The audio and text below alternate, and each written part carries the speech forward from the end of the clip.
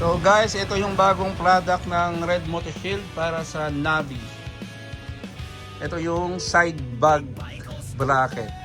Take note, side bag, hindi box, side bag. So hindi mo na kailangan tanggalin yung pinaka grab bar niya. So marami kasi yung nag-request sa atin na ayaw nila maglagay ng top box bracket, gusto nila side bag lang. So kailangan nila ng side bag bracket. So plug and play po yan. Yan. Meron siyang nabibiling bag para dyan na nakasukat talaga. Yan. So sandali, papakita ko sa inyo yung bag. So ito pala yung very compatible na side bag niya. Ito kasi pwedeng lagayan ng tools or mga gadgets. So halimbawa short ride o long ride, malaki na rin yung may tutulong. Halimbawa mga tools o kaya yung mga panghangin, pwede nyo na ilagay dyan kasi medyo malapad siya. So papakita ko sa inyo guys, yan yung ano niya, shape niya. So sakto siya yan. Ayan, saktong sakto siya. So hindi nagagalaw yung bag. Kasi dati nung walang bracket kan, gumagalaw-galaw yan pag tumatakbo. So may possibility na pwede siyang malaglag.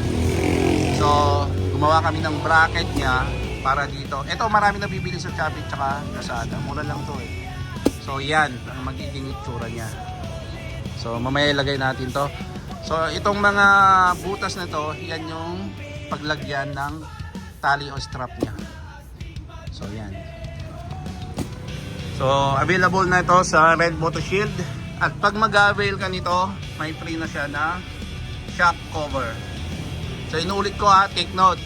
Ang bracket na ito is para sa side bag lang, hindi box, side bag only.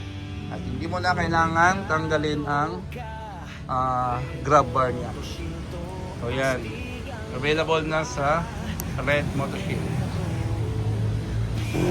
So guys, yan na pag nakalagay na yung bag.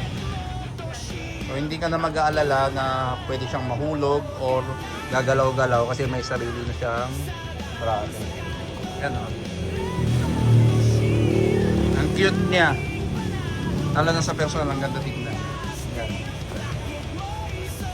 So pwede mo nang kargahan ng mga tools, gadget, or kahit anong gusto mo, basta kasya siya.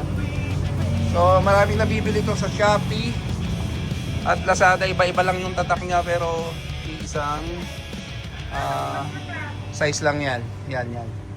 Ganda oh.